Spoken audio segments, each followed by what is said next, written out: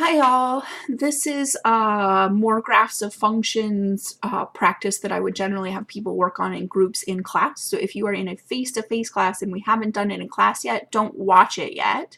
If you are in an online class, I would watch the first little part of this and then pause it and try and figure out the rest yourself, and then you can continue the video to see if you're getting it right or not. So what I would like here is I've got the graph of a function y equals g of t, and I have marked off some specific values on the x-axis, and I've also marked off where 1 is on the y-axis. So this is 1 unit on the y-axis, this is 1 unit on the x-axis, so close to the same, but maybe not exactly. And then this is x equals e, c, d, a, b, and we're going to look at a bunch of different things. So the guideline I'm setting out for you is just that each of these things I've written down is either a length, a slope, or an area. So you need to clearly draw on your graph what length, slope, or area each thing is. Okay, so I'm going to do the d and the g of d. And then if you're working on this on your own, pause it and see if you can figure out c, g of c, and the rest of them.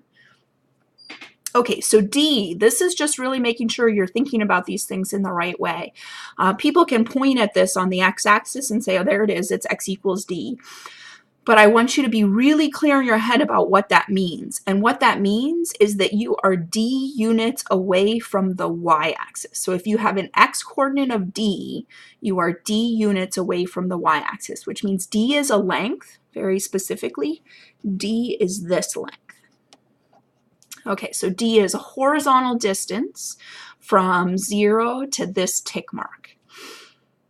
G of D, so this is asking you for your y value when your x value is D. So you go over D units, here's your x value of D, and then to get a y value, you just want to head up until you hit the graph. And just like before, a y value is not just a tick mark on the y-axis, it's how far from the x-axis you are. So you could draw this wherever you want. You could draw it over here. But the easy place to show it is this height right here is the length g of d. Okay, so if you're trying it on your own, pause here and try the next one, and then you can check yourself. C, g of c, this is fairly similar. Here, let's see, use a different color. C, again, is a horizontal distance. Let's see how many of these I can fit before it's too messy to read. And G of C should be a vertical distance. G of C is the y value that goes with this x coordinate. This one's a little tricky because there's the open circle, closed circle thing happening. So remember, you pass right through that open circle. There's no point there. G of C is this. Okay. The next three are kind of nice to compare to what we just did. So there's C, G of C. And this does tell you about the location of a point, but I specifically want you looking for length, slopes, areas right now. So C, G of C is a point on the graph. But that means that this point is C units away from the y-axis horizontally and G of C units away from the x-axis vertically. Okay, so C plus 1, G of the quantity C plus 1, and then G of C with 1 added on to the end of it. C plus 1, I am not seeing any function name in there. I'm not seeing G of anything. So I'm going to say that the easiest way to picture that will be on the x-axis, because on the x-axis I very clearly told you that from the origin to right here is C units. So we've already labeled C. This is C. But I don't just want C, I want C plus 1. So I need to come to this point right here and say, okay, 1, that's about this long, and I'm supposed to tack that onto my x-coordinate. So if I go 1 over from C, I'm right around here, meaning my C plus 1 is about yay long. Okay, now I need to carefully think about the difference between these two. This says your x-coordinate is C plus 1. Find the y-coordinate that goes with that. So the vertical height of your function if you've gone over to an x-coordinate of C plus 1. So that says to use the point, the x value that I just spotted, and find the corresponding y value. So right up to here is G of the quantity C plus 1. This is not the same thing. This says use an x-coordinate in C, so right here, find g of c. We've already marked off g of c. And then add 1 to your g of c. So if I'm looking for 1 as a vertical distance, because they don't have to be the same. They're pretty close here, but they don't have to be the same. So you'd want to kind of measure that out for yourself and tack it on. Let's see if I got that kind of right. So I would say that is 1 higher than g of c. So again, this is that whole adding to your input, adding to your output. Oh, so that's 1, which means this entire thing is the vertical distance g of c, or length g of c, plus the vertical length 1. And again, you can label this over on the x-axis. You can label it wherever you want, but you want it to be vertical, because if you switch to horizontal, your scale might not be exactly the same and you might not be quite right. Okay, so the next 2 rows, so this was kind of a big set, and this is also kind of a big set. See if we can fit it on here. If it's too messy, I'll switch pages. We would like to spot g of a, g of b minus g of a, b minus a, g of b minus g of a over b minus a. Whole list of them. Let's see. We have not used black yet. Okay, so g of a. So, oh, black pen doesn't have a tip. There we go.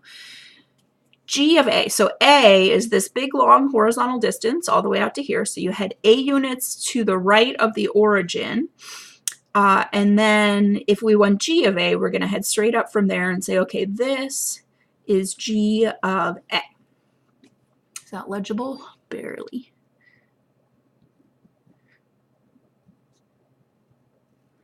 Okay. Similarly, g of b, we're going to head out to an x-coordinate b, and we're going to run up until we hit the graph, and we're going to say this is g of b. Okay, so g of a is a y value of vertical length. G of b is also a y value or vertical length. If I want g of b minus g of a, that's a length minus a length, otherwise known as a rise. So really, I want to know the difference between this y value g of b and this y value g of a. As usual, you can represent this wherever you want. It seems easy to me to just head straight across, and I'm going to use a different color, and say this right here is the difference between g of a and g of b. So right here is g of b minus g of a. Okay, so if I take a length and I subtract a length, I still have a length. So far we have only hit lengths. Next one you're asked for is b minus a. So b minus a, b is this big long horizontal distance, horizontal length, and a is this not quite as long horizontal length. B minus a is the difference between those lengths. So difference between length b and length a is this right here. So if we take this entire length b and subtract off all of this length a, what's left over will be this long. You don't have to draw it here, but it seems like the easy place to draw it to me. Okay, so this is b minus a. Next, we are supposed to look at g of b minus a, g of b minus g of a, so this vertical length divided by this horizontal length. When you divide a length by a length, there's more than one possibility, I'm sure, but the one thing that we're familiar with that could be a good length divided by length interpretation is slope. And that is, in fact, what we have right there. We want to be a little careful. This function g is not linear, so we're not getting the slope of a linear function. We're getting the average rate of change of a curved function. So if we look at the 2 points a g of a and b g of b, and we draw a little line, g of b minus g of a over b minus a is equal to the slope of that line. So that one is our first slope. Slopes always have that quotient unless they're tricky and they're over 1. So if you're dividing 2 lengths, you may be, it's not guaranteed, but you may be getting a slope. Okay, the last few, let's see what color have we not used a ton of this one. Sorry if this looks really confusing. This isn't a fraction bar. This is 3 different things that I would like to spot on the graph. Okay, so the first one, I'm taking b minus a, which is this length right here, and I'm multiplying it by g of a, which is this length right here. So the question you would be asking yourself here is, what do I get when I multiply a length by a length? And the answer is you get area. If we have this nice little straight line length here multiplied by this nice little straight line length here, what we're getting is the area of this rectangle. So that is g of a times a b minus a. The next one wants us to take b minus a, so that same bottom length, and it wants us to multiply it by g of b. G of b was this entire length right here. So if I take this base, b minus a, and multiply it by this height, g of b, I'm once again getting an area. It's the area of this bigger rectangle. So that, sorry, this is getting kind of hard to spot, b minus a times g of b is the area of this entire rectangle that comes up and has a height g of b. Very last one here. Let's see if we can show it in pink since I already labeled part of it with pink. B minus a is the same exact base.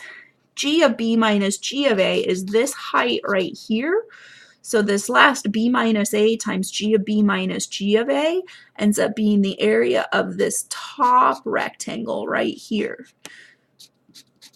So just this top part is b minus a times g of b minus g of a. All right, that's it. Thanks for watching.